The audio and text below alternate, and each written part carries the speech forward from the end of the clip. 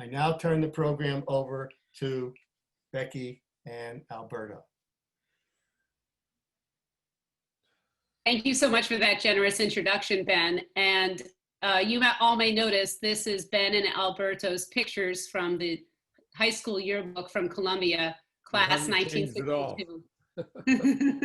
You haven't aged at all, that's exactly right. Sarah tells me, by the way, that every single yearbook from Columbia High School is digitized and is available on the Maplewood Library's website. So that's a fitting start to our discussion tonight. Alberto, thank you so much for being here. You are one of the nation's most prominent leaders in both philanthropy and journalism. Some intrepid research into this yearbook reveals something that I think may give you the most credit around these parts. And that's that you started the first soccer club at Columbia when there wasn't even a soccer team. I did. My first question is, how hard was that to do in the early 1960s? And how big of a role did this community play in shaping your outlook in life? Listen, those are two very different questions. The role is huge. The difficulty in setting up the club was really easy. I just went to Mr. Amsden, I think it must have been, and said, we don't have a soccer club. And I had decided I was running for president of the student council, and I figured that's about 30 votes. So we formed a soccer club. And I think you'll see I was not in the team because I was absolutely off. I just wasn't any good. And our coach could not deal with my name. It was, he couldn't understand what it was. He called me Ibargo all the time. He knew it ended in an O. And so it was Ibargo, I was a one-named player. Didn't matter because I didn't survive to the time when it actually became an intramural team, a varsity team, which it did become by the time we were seniors in high school. It wasn't difficult at all. And we played right in the back, and there was a big field right behind the high school. And that's where the team played. Nobody expected an audience. So none of us were disappointed when nobody showed up except our one or two friends for each game. So soccer took a while to catch on. How about the second question, the more serious one? Huge. I cannot, I was thinking about this earlier today, and I can't emphasize the importance of, I actually remember civics class with Miss McGurk in Montrose School. I remember Mrs.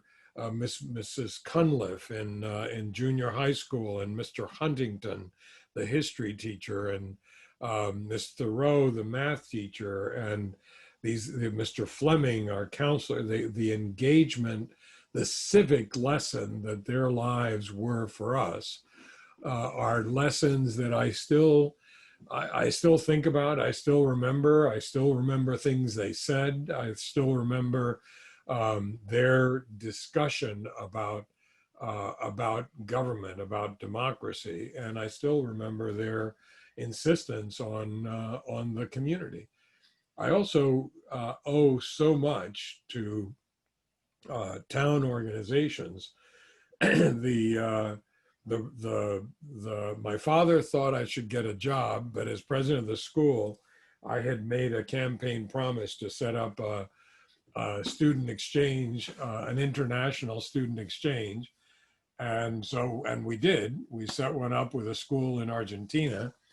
My father said, well, that's fine, but if you're going, you're going to have to make your own money.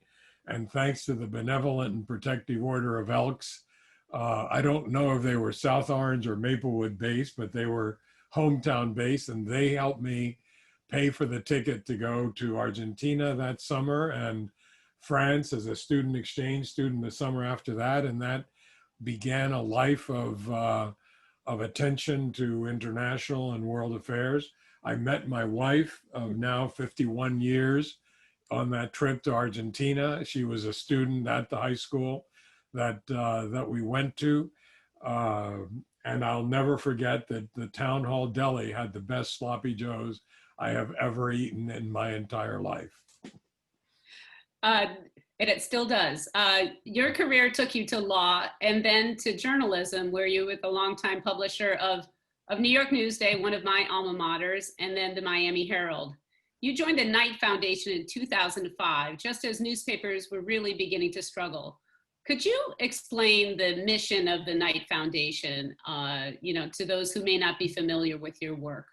Sure. I was actually not publisher at Newsday, but executive vice president. I was publisher of the Herald and very proud of both. They were extraordinary papers, extraordinary efforts in informing community so that you could have an engaged citizenry. And when I had a call actually to lead the Knight Foundation, I thought my first reaction was I'm really not ready to leave because we were just beginning the transition to digital. But I thought this is going to be a really interesting gig. Somebody's going to let me use their money to experiment in how to do these things at a time when there was a lot of pressure in the newspaper business, as you know, a lot of margin pressure, and I thought the purposes of the Knight Foundation couldn't possibly have been better suited for me or for my interest. Informed and engaged communities toward a better functioning democracy. That's what we do, and we do that primarily in the cities and towns where Jim and Jack Knight had newspapers. And they spent their entire lives informing community so that you could actually have a better democracy. Jack Knight talked in his day about wanting to be a guy who was known for printing good newspapers, was fair, open-minded, and opinionated. But you can't get to be those things until you've gotten yourself informed. And he wanted the newspaper to inform community so that the people, this is in his phrase, and this was a pretty patrician styled Republican Midwestern, so that the people may determine their true interests. That's that kind of civics, that kind of attitude, I think, has informed all of my professional life. And I couldn't be prouder to have sat in his office at the Miami Herald and now at Knight Foundation. The cutbacks in journalism have sadly accelerated since you went to the Knight Foundation. I came across a figure last night. US newspapers have shed half of their employees since 2008, and it's been particularly bad at the local level. Do libraries play a greater role with so many newspapers and organizations struggling? And how do you substitute for the role that newspapers used to play in our democracy? I think libraries play a different role. I don't think the importance of libraries, while it's still about informing the citizenry, about informing the whole community, it isn't dependent in any way, in my view, on the ups and downs of the newspaper industry. It is affected, though, by the same kind of technology that has really decimated the newspaper business. The need for an informed citizenry is just as great, I think, as it ever was. We're at a very, very dangerous moment now, when we have amazingly low ranking of trust for institutions, and whether they be political, low ranking for the church, low ranking certainly for politicians, low ranking for companies. Interestingly, high ranking for libraries, high ranking for the military. And you wonder why. And I think it has a lot to do with the fact that libraries are so resolutely apolitical. They are so much about the mission. They are so much about helping you acquire the knowledge you want and need. And it's transparently so. And I think people respond to that with trust. That's actually one of the things that most concerns me about local newspapers. I think the place to rebuild trust in media is at the local level, because that's the level at which the average reader is going to be able to have some sense of trust but verify, some sense of, oh, I don't know, if you tell me that in northern, viewed from Miami, that in northern New Jersey, Trenton and South Orange are those two towns or Trenton and Maplewood are those two towns in northern New Jersey, I know that you're not from here. I know that you have no idea what you're talking about. You just parachuted in to do the story. But if you tell me that field is behind, that where the soccer team played is behind Columbia High School and it's still there, I know that you know something about my community. I know that you know something about the corner of one street and another. I know that you know where Gruning's ice cream was back in the day when it existed. And so that gives it a credibility, that gives the report a credibility, and it gives the reader an opportunity to check. If you tell me about names I can't pronounce, having a fight somewhere in parts of the world, or having a fight inside the Beltway in Washington, and you present argument as entertainment in the evening and call it news, that's confusing. And allowing, I think actually we all do ourselves a disservice when we use the term media to mean everything, because it is a radically different activity that the local paper that gives the daily comings and goings in a town, newspapers like the Post or the Times or the Journal that give a national report that are verification journalism, I'd call it, and then opinion shows that are about entertaining you with interpretations and fancy arguments or funny arguments or big personalities. And I think we're really in for a very, very seriously difficult time when that piece of the media hierarchy that we could both most know about and trust has a business model that has been absolutely blown to bits. You're increasingly giving money to libraries, and describe kind of an aha moment that you had one day in Broward County about the importance of libraries. Could you tell that story? My friend George Martinez, who is I think on the line tonight, and I went to see the librarian in Broward County. He had been a librarian in Charlotte, which is another night community, and we went up to see him, and we didn't have any funding in libraries. And in the course of the conversation, I said, well, what's the busiest room in the library? And when I was a newspaper publisher, I always wanted to know, what do you read in the paper? Do you read sports? Do you read national news? Do you read local? I said, what's the busiest room in the library? And he didn't hesitate. He said, the computer room. And I thought, hello, what does this tell me? And about not too long later, I was in Seattle at a conference, and I went to see the fabulous Rem Koolhaas building library that houses the Seattle Library. And you can go up to the very top and kind of do a circular walk all the way down to the bottom, which I did. I saw hundreds, well, maybe not hundreds of people. I saw a lot of people. All of them had a computer. And I thought, aha, this is beginning to be a theme. And then we did some research for some Senate testimony I gave back when Senator Kerry was head of a Commerce subcommittee, and we looked at the great digital divides that divided Americans: first-class Americans who are digital, second-class Americans who are not first class, who are divided by rural, urban poor, and elderly. who were not sophisticated in the use of digital.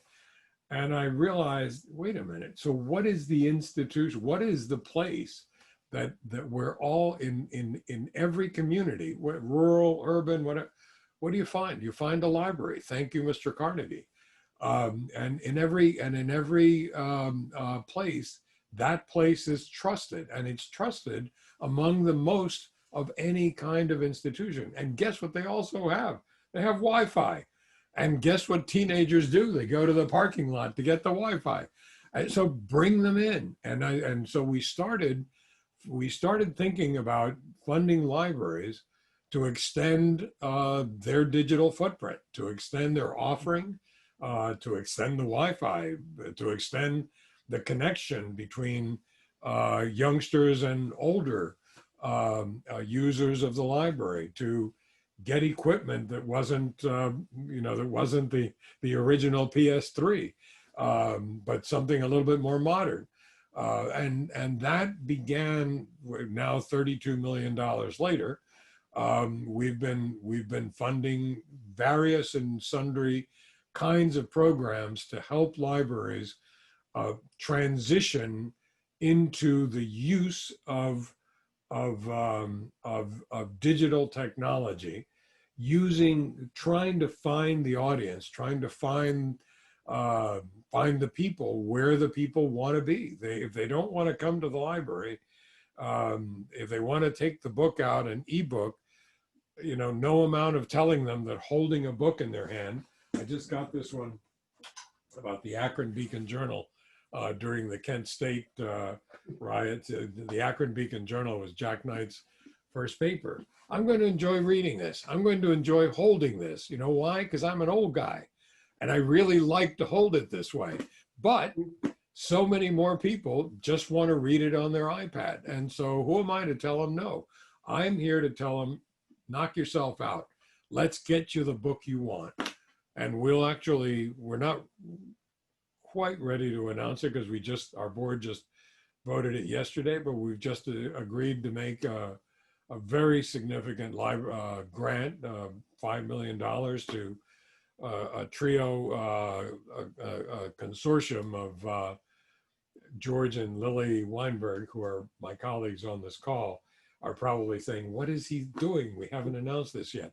But it's an organization called Lyrasis, the New York Public Library and the Digital Public Library of America, to set up a first-class e-lending platform that any library can join, so that you can make it easy, make it really easy, think one-click Amazon buying, one-click Amazon. That's as easy as it should be for me to get whatever book I want that's in my library, and that's what we want to do.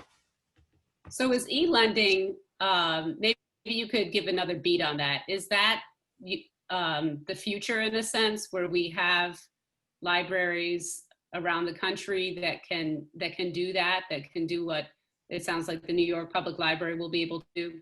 Well, the New York Public Library already has developed a platform. This will enhance that platform. It'll be marketed by Lyrasis. The Digital Public Library will have its participation in it. I should let them make their own announcements, but as long as it's just us Columbia High School people talking, I figured it was okay to chat about it. Little news isn't a bad thing. Rebecca, I don't know if this is the future. I really don't.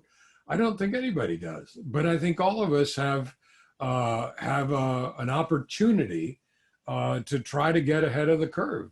What I'm sure of, what you know very well at the New York Times, few newspapers have figured out better how to use the technology. It isn't putting the newspaper on the web. It's using the web as a different medium. I love saying that nobody ever made an interesting movie when they were faithful to the book. It's only when they took the story and treated it like a movie that it makes a great movie. It's a different medium. So we want to see experimentation, both in the delivery of serious news, serious local news, and we do that with literally dozens, if not hundreds, local news, digital news operations. And I think also the same with libraries. We want to see libraries experimenting. We want to see libraries experimenting with the different things that they can do to become a community hub. That's why I think it's a gift to be able to say, we have the room, we have the Wi-Fi, we have young people coming in here all the time. You have a problem? Bring it in. Let's talk about it. Because that was the other thing in that Broward conversation. He said, it's not only the computer room, I said, it's the only room where we allow talking. Because people were chatting all the time, showing each other how to do things, finding things, experimenting with things.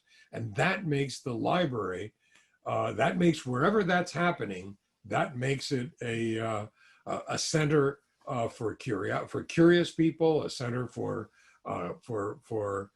experimenters, a center for growth.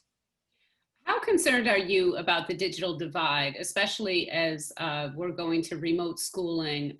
There's a sense, there was an article in the Star Ledger, fears that hundreds of thousands of kids here in New Jersey may not have the broadband access that they need to study. Sarah was telling me a story about how a student here in Maplewood took one of the AP tests this spring, kind of camped out in front of a closed library. Do libraries need to be what solves the problem here? Could you also give money to help improve people's internet connections at their homes? Well, if you decide you're going to fund need, this is my view of running a philanthropic organization is if you're going to fund need, you're going to feel very good, but you're going to have very little impact, because there is so much need across the board that you would end up giving pennies here and pennies there. Our focus on informed and engaged communities, on informing community, on engaging community, is broad enough that I don't need to look further. We would focus on newspapers. We have been focusing because of the story, the happenstance that I told you about, the library being the trusted organization that also happens to have the room, that happens to have the technology, that has, in some cases, not willing, in many cases, very willing librarians who are interested in running things into the future rather than running things the way they used to be. So we would not fund, we simply don't have the money for one thing, but I don't think of us as government. I think of us as experiment money. I think of us as money that will precisely invest in the kind of experiment that this e-lending experiment is. And if it works, and by the way, if this were somehow to become bought by Amazon because they can afford to out of petty cash, all the money has to be returned. I'm not interested in making Jeff Bezos even more wealthy. If it works, fantastic, and more people will get to see it and use it, and then we'll have the money back and use it for another experiment someplace else. I think libraries that are aggressively experimenting are libraries worth betting on. They have trust, they have relations, they reach the needed communities, and they also reach the communities that don't have such needs. So they actually are a very democratic, small d democratic institution this, I should bite my tongue, I guess, but I think librarians should be much more aggressive about touting what the library offers and what the library can do for the community. Librarians tend to stand back and wait for you to say what book you want. No, maybe that's good for what book you want, but not for telling the story of the library. We had a story, an issue in Miami where some years ago, where the mayor decided to cut the budget of the libraries 30%. It was a bad time. They needed to make cuts, and he figured nobody will ever pay any attention. Who reads? Who goes to the library anymore? Well, we figured a lot of people did, and so we got a very respected local pollster to poll in Miami, a really low what do you call it, margin of error, so that it could be divided into the 13 commission districts. And the lowest number we found in favor of keeping the library budget in the lowest district was 69%, going up to 85%. A huge majority of people said, if you're going to cut the library, why don't you just take even from police or fire a little bit and fund the library? And that was about a third. And about a quarter of the people said, I don't care what it is, but I would be willing to pay more taxes for more programs at the library. That's phenomenal. That is what politician wouldn't want to run with that kind of public response. And by the way, he didn't increase the budget, but he didn't touch it. You've got to get aggressive. You've got the facts. You've just got to push them out there. You've talked about when you were growing up, your father only spoke English at home and your mother only spoke Spanish. You were from a bilingual home. You spent a lot of time in Miami. You've been involved in issues of immigration for a long time. And you just talked about the library playing a more active role. How does the library do that? And what sort of role would you like to see libraries, perhaps, both with immigration and bilingual issues and others maybe assume, rather than the kind of sitting back posture that we sometimes associate with libraries? I think whether it's with immigrant communities or non-immigrant poor communities, Black communities, Hispanic, whatever community it is, it seems to me that the library door opens. The library door also certifies you're an adult. The library, getting my library card at the South Orange Public Library, sorry, Sarah, it wasn't the Maplewood Library, was a big deal. It said I was responsible. It said I'm allowed here, and I think the mission of libraries is carried out with any community, I think, is to help inform so that people can make their own decisions, so that the people may determine their true interests. I have spent a lot of time on immigration issues, but I think the libraries have a tremendous role in educating the community.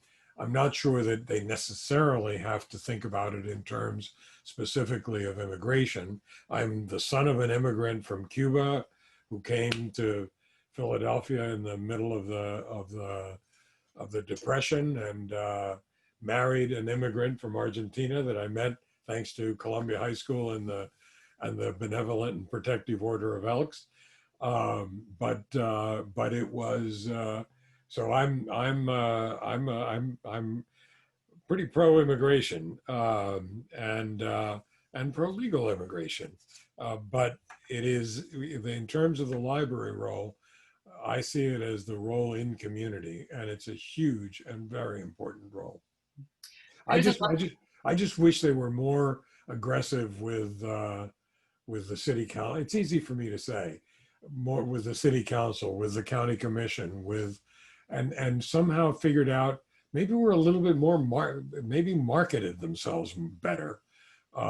Surely there are people who would be on the library board who are, in Maplewood, New Jersey, I'm sure you've got terrific ad people who work in New York and everywhere, and I think there's a great story to tell, and it isn't told. The mayor of Miami-Dade County had no idea until we showed him that poll, and boy, did he turn that budget around.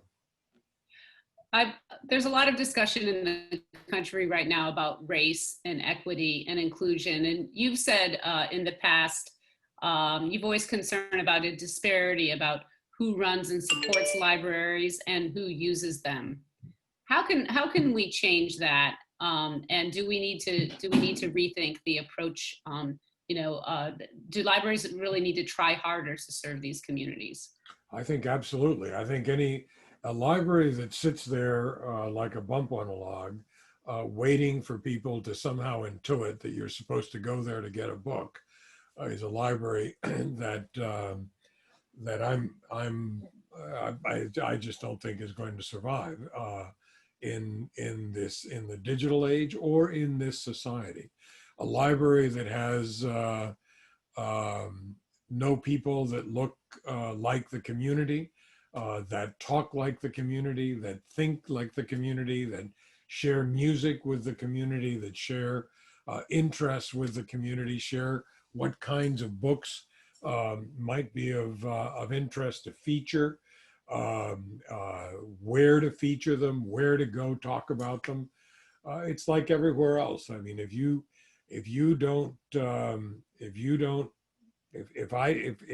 write a newspaper, I remember thinking when I was publisher of the Miami Herald, I wanted people to look at the Herald in the honor box, and there were two things I wanted you to think about.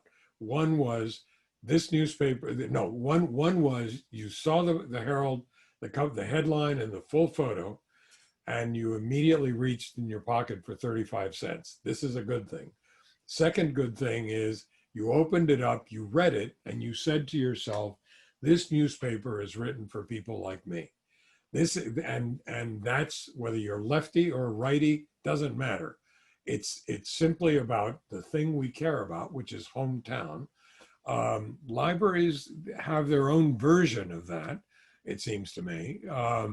It isn't the daily newspaper, it's a different kind of publication, but if you have an all-white library staff and the only people of color happen to be the janitors maybe, and you have a very mixed community, diverse community, you've got a problem. You've got a terrible problem. If you're trying to relate to a region that is diverse, I don't actually know the statistics for Maplewood today, but I sure know something about the region, and that's a very diverse region of the United States. If you want to live in a little bubble, then fine, just hire people like us. If you want to go outside and reach the world and be part of the world, be part of the community, then I think you have to look and feel and engage the community in your hiring, in your activities, in the places where you go, and the times when you do it. I remember working in community in Hartford, Connecticut. Was the first time I ever realized that the opening times of stores was a huge issue for poor communities, because workers in those communities worked 9 to 5, were hourly workers, and they couldn't afford to take off between 9 and 4 o'clock to go to the library, to go to this service, to go to that service. There had to be accommodations made for the community, and find the community where it is. And in all of this, remember that the sage, Yogi Berra, who lived in New Jersey, said, and he was right yet once again, if the fans don't want to come to the ballpark, nobody can stop them. So you better figure out where the fans want to go. If they're not coming to your ballpark, when I was a publisher, I wanted to make sure that my newspaper was there wherever the fans were, and the library has to think the same way. I've got a couple more questions, and I want all of you to also be thinking of questions. You can put them in the Q&A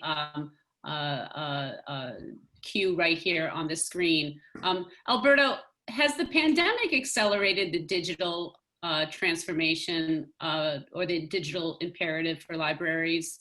The fact that so many of them simply had to close their doors physically? I think absolutely. I think it's accelerated.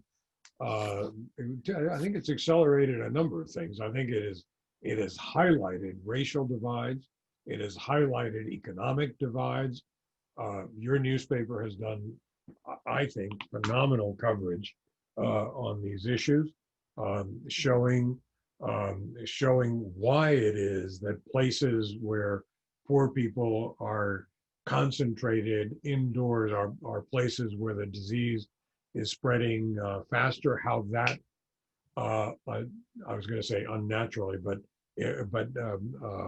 how that increasingly affects people of color, communities of color. It has accelerated our sense of division. I look at real estate in Miami and I think, what's going on? The real estate prices in Miami are going up in the middle of a pandemic. Why? Because Northeasterners who can afford it and Latin Americans who can afford it are buying single family homes in Miami as a getaway, as a place to be away. That kind of divide gets accelerated in this kind of circumstance. So does the use and sophistication and permission and forgiveness that we are allowing each other. If any one of us had not been able to tune in exactly on time, maybe at a real life meeting, you would have been upset because I was late. Now people say, oh, well, he was working, the Comcast didn't work. We all understand. We're kind of all in this together. But look at this. We're having a meeting with 107 participants right now. I didn't have to take an airplane, although I was on the board of American Airlines. So I encourage you all to fly as soon as you feel comfortable doing so. But I didn't have to fly up to Newark to then take a cab over to the library to go to this meeting. We have found different ways. We're not going to stay here. We're going to go back to hugging each other, I think. We're going to go back to being in the same room. We're going to go back to, oh, how wonderful it is to argue about things face to face. I mean, as a recovering lawyer, what do I enjoy more than debate? And it's just not as much fun when you have to write it and you have to make a Zoom appointment and so forth. And when you're having a cup of coffee and you see something and 2 or 3 points of view in the cafeteria get expressed. I think that's great. I think that's a wonderful thing. We'll go back to that, but we're not going to forget this. And we're not going to forget all these things we now know. And all these things, by the way, that grandparents know, and all these things, not just kids, all these things that are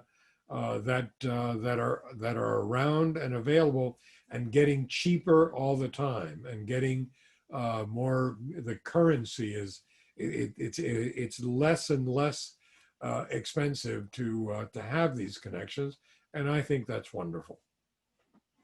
I want to wrap up my segment of the evening by quoting you when you were actually inducted into the Columbia High School Hall of Fame in 2001.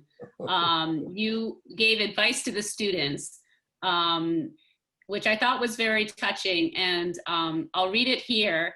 And I'm basically wondering, would you stick with this advice now, or have any other words, especially just at this time of so much uncertainty for students, parents, and all of us?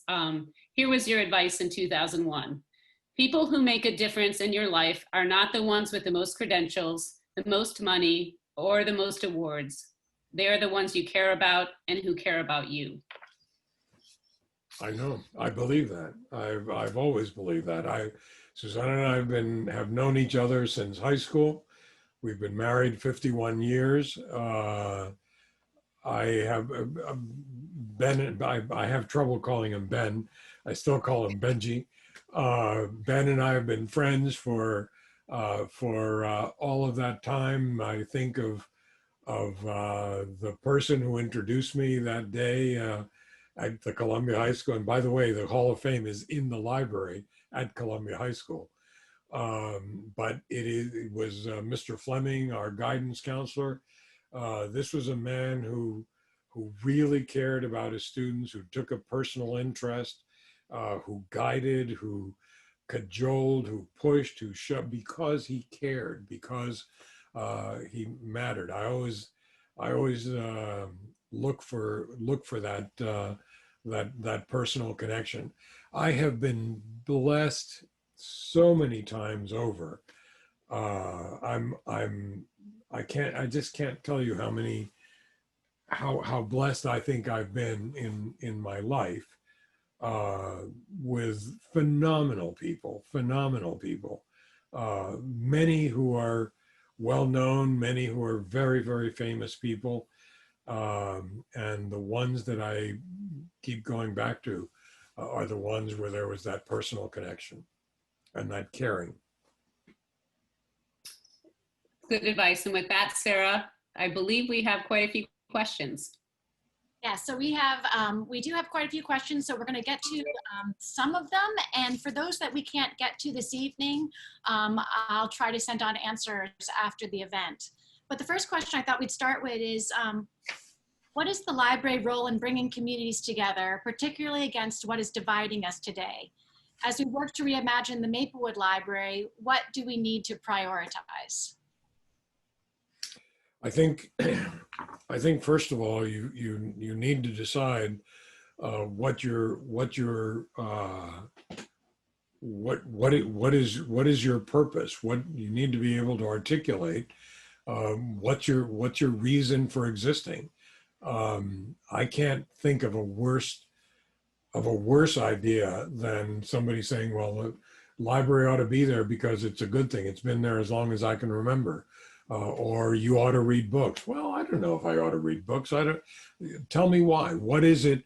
I think you need to be able to have a clear and concise statement about your contribution, your value to the community.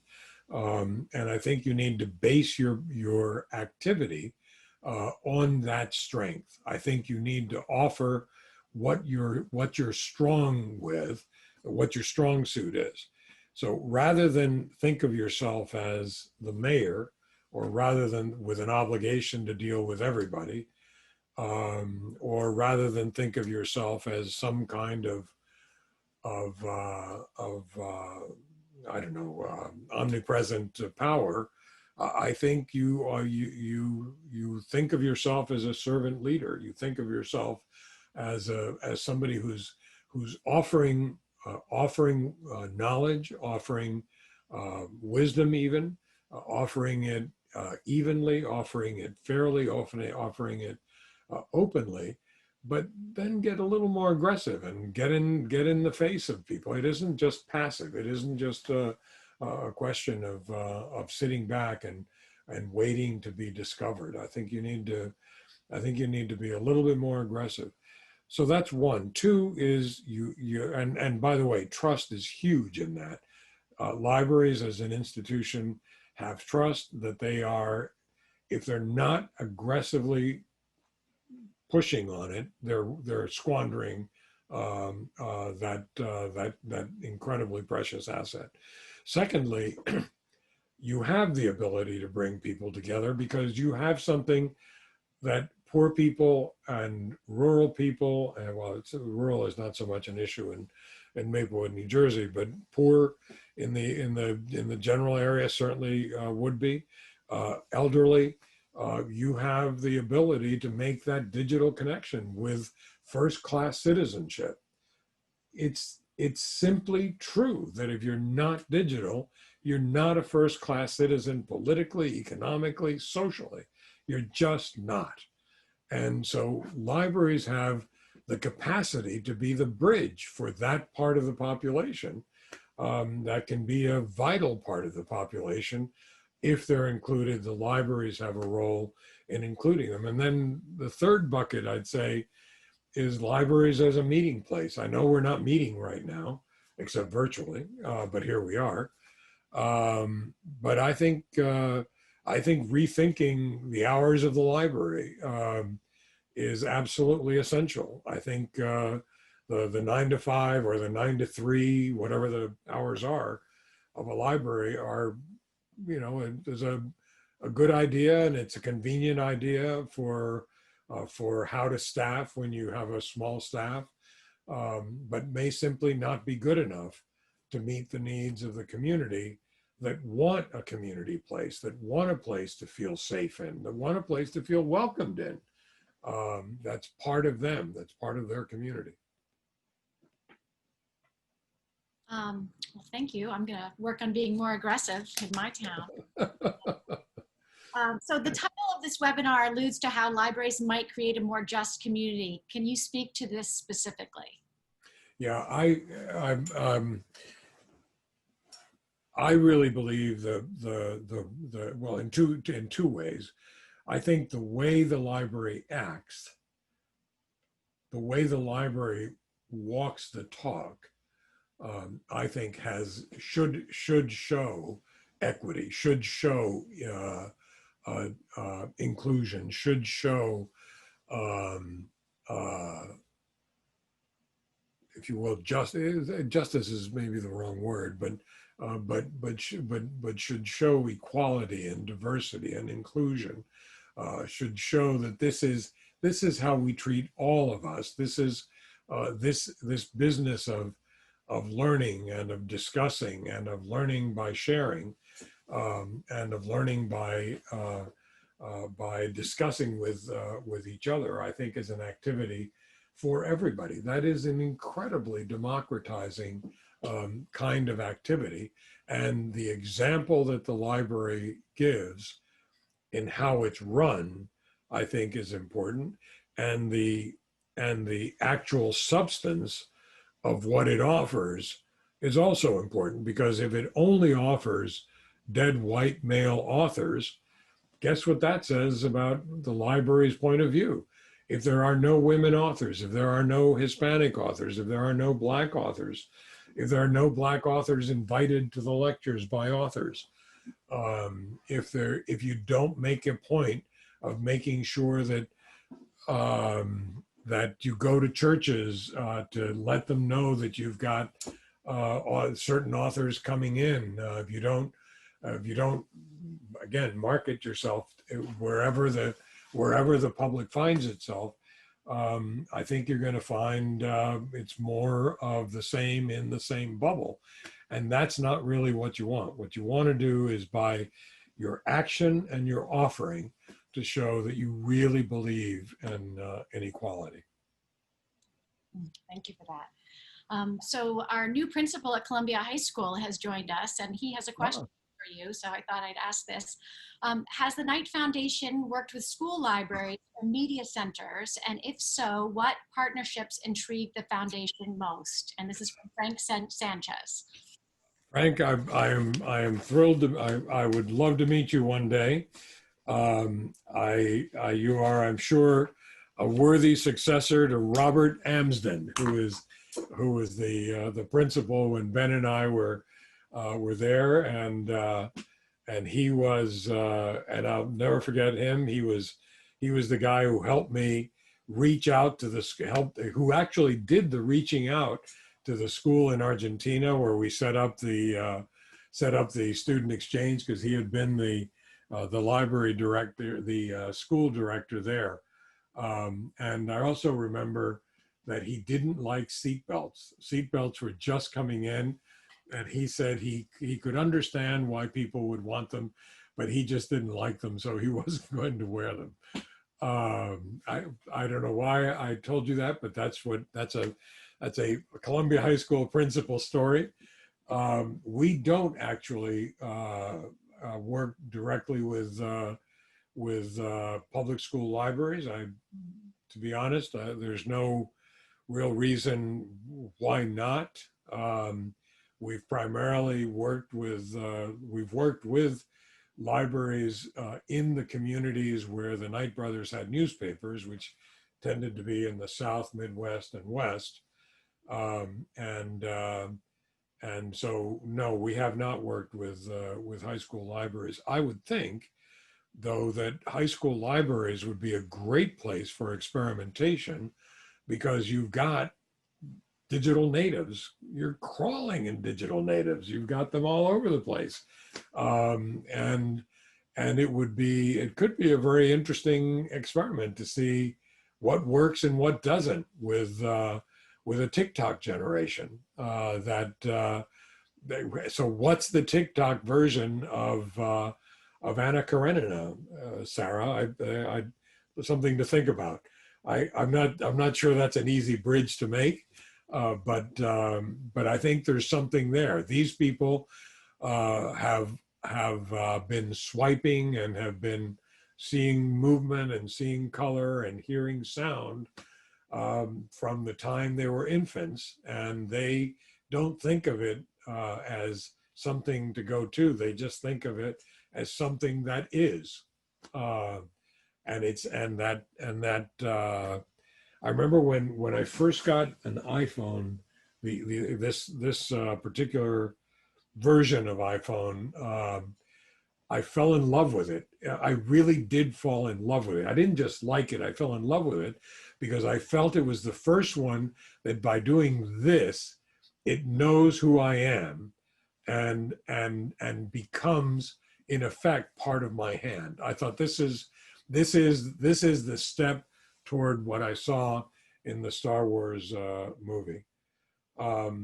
We did make a grant. Now that I look at this, I see that George sent me a note saying we made a grant to the Dallas Library and local newspaper that worked with high school students to learn journalism.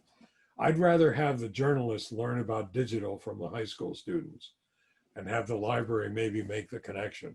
I don't know. I think it's interesting. So Frank, if you have any ideas, I'm at ai@kf.org and let's talk. That's great. And there's another question about how can media organizations partner with and help libraries right now?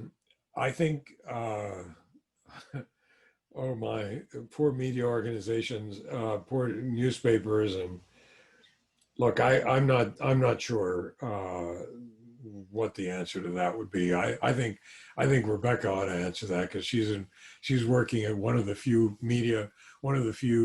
news organizations that I think has a pretty clear path, not just to survival, but to excelling by using the technology to tell what they do. What would you do, Rebecca? No, thank you, Alberto, and I appreciate the question. I mean, the Times has, many subscriptions with libraries around the country, hundreds of them, and deeply believes in the importance of local news as well. We're funding various local news projects around the country. And, I think that the idea of more partnerships with libraries is probably a decent one to explore. I do think that libraries are just such an amazing way for people to learn about the world. And I love sitting in a library myself, and I am a little bit of a print person. I work on digital, but there's nothing like seeing the newspaper rack and people come over and continuing to look at newspapers, and that's where we're getting a lot of readers these days. We're also getting them obviously online, and it's hugely important. We give the Times a lot of subscriptions. We donate so that people can access it for free. So, I think that needs to just continue growing, and it can't grow fast enough because, as we've all learned, there are huge differences between fact-based journalism and what a lot of people are reading on social media. And so whatever we can do to promote, encourage, spread, the use of our journalism in any way people want to read it is truly important. But also very local, like the News Record. I mean, it's all, Alberto, your comments about the importance of local journalism are spot on. And this is really a problem in our country right now. The Times is very lucky. we have subscribers and we just have not figured out how to solve the local news problem. And it could be that libraries and more partnerships are a way to do that. I'm not sure that the Times ought to try to solve the local news problems. I think the Times ought to make sure that it succeeds at the national news, national and international news. I think one of the great events in journalism was when Bezos took over the Washington Post, and it wasn't because of the checkbook. It was because of the attitude. I happen to have followed that one very carefully because Marty Barron, who's their editor, was my editor here in Miami, and I'll upset people, but the best editor I ever worked with. But when Bezos came in, he said, "Okay, show me the best paper you can," and then they did, and he said, "Oh, this is terrific, but I don't think you're getting it. This is the world," or some words to this effect. "This is the World Wide Web, and you are sitting in Washington, D.C., where the impact is worldwide, but you're editing as if you were editing a local paper. So fit the technology and think differently about what you do." I think it's not a bad lesson for anybody. Libraries ought to think about: what is our offering? What is our purpose? Who is our market? Who is our customer? And it's just not good enough to say everyone. Of course, you have to serve everyone, but who are you trying to reach? Who is your key customer? Who are the customers you're going to leverage for one reason or another? And for those who are totally digitally inclined, this is what Rebecca and I were just talking about. It's called the print newspaper, and I love it. Well, we have a lot of questions. Again, we're not going to be able to get to all of them, but I just wanted to end this on one last question. We are in a pandemic right now, and what is the opportunity for libraries? What can we do during this crisis? And I don't know if you've seen some libraries really step up right now, or if you have suggestions for what really public libraries can do. I think, again, I've said a number of things that are basically a version of if I were running a library, here's how I would think about it. Lee Kiesler, who's the head of the library in Charlotte, sent me a note and with a little acronym called READS. And I think it's a good way to think about it. Libraries are respected and trusted. They empower community members, R for respect, E for empower. They provide universal access, REA. They help to eliminate the digital divide, READ. And libraries support their school partners to strengthen the education system, READS. That begins to tell you something about the potential importance of the mission. But I would say that use this moment of permission. Gosh, Sarah, maybe you should be leveraging your internet connections. Work with the FCC to eliminate restrictions on broadcasting outside your walls. Walk around do a broadcast with your iPhone in the stacks and say, I'm going to talk today every Wednesday night at 7 o'clock. Walk the stacks with a librarian, and I'm going to show you 2 of my favorite books in this aisle. And begin to use the technology to develop a connection. I suggested that to a museum director, a museum that we happen to support quite a lot at the foundation, and it's been terrific. And by the way, I think it's tomorrow night, he's interviewing George Clinton because they're having a big funkadelic show of art that has to do with all of that. And And he called up George Clinton, and George Clinton said, yeah, I'll do it. We have an amazing opportunity right now to call up almost anybody, and they can't say, I'm sorry, I'm busy drinking a glass of water that night, because everybody knows you're sitting home waiting just like everybody else. And so who's going to be a pill and say no to the librarian? I think you just pick, you know, have your evenings with at the public library and talk about the book and talk about what the book meant to you, and make sure that people can write in and ask their questions, and I would say their names. Well, I would be careful about saying some of the names, but I would engage them as much as possible. This is a moment of permission, experimentation and permission. And if you're not doing that, you're wasting time. Well, I thank you so much. And we have 2 Pulitzer Prize winners here with us tonight because they're sitting at home and they were willing to come to the Maplewood Library virtually. Well, Rebecca's the real thing. She's the Pulitzer Prize winner. I just paid the salary of other people who did phenomenal work. I poured the champagne. That's what I did. Well, thank you so much for your time, for your wisdom, for everything. And before we close, I'm going to turn it back over to Ben Cohen for just a few closing remarks. But I can't thank you both enough, Alberto and Rebecca. It's been such a great evening. So Thank you.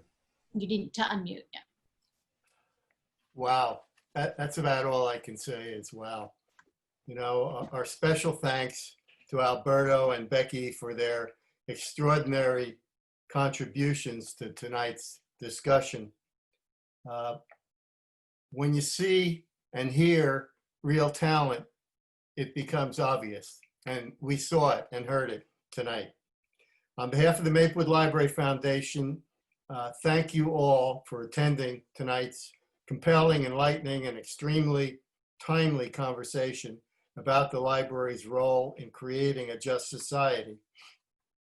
Our Maplewood Library Foundation is proud to sponsor tonight's event as we realize the power of the library in our community. It is the center of Maplewood, open to all. Maplewood Library Foundation was founded in 2010 to offer philanthropic support to underwrite the needs of the library, both programmatic needs and facility needs. At this time, we have embarked upon a historic adventure to write a new story in our Maplewood Library's history. In short, we want to build a brand new library building. The existing building was built in 1956 when Alberto and I were 12 years old. Thanks to the overwhelming generosity of our community, our foundation has already to date secured over $1 million in gifts and pledges in the Writing of a New Story capital campaign. For those Maplewoodians listening and watching, you may have heard talk around town about the library's vision to create a state-of-the-art space for our neighbors to gather in as a community, to learn and to share. The detailed plans are on our website, www.maplewoodlibraryfoundation.org. The vision will be made a reality because of the Maplewood community stepping up to help us raise hopefully another $1 million as part of what we call a public-private partnership with the Township of Maplewood and the state of New Jersey. Our dream is to have a new library that represents our community, and that dream is upon us now. I ask of you tonight to take a moment, visit our website, www.maplewoodlibraryfoundation.org, review our plans, consider joining us and volunteering to advocate for this project to your neighbors and becoming a donor.